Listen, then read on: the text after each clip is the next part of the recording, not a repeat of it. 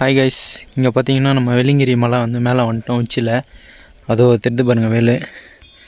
அதான் அந்த பக்கம் தான் கோயிலுக்கு போகிறது. நம்ம இந்த பக்கம் சும்மா வீடியோ எடுக்கலாம்னு சொல்லிட்டு வந்தோம். நம்ம பாருங்கள், செம்மையாக இருக்குது வியூலாம்.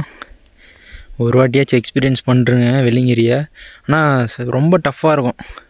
அதை மட்டும் கொஞ்சம் செல்ஃப் ரிஸ்கில் வந்துக்குங்க வெள்ளிங்கிரிக்கு.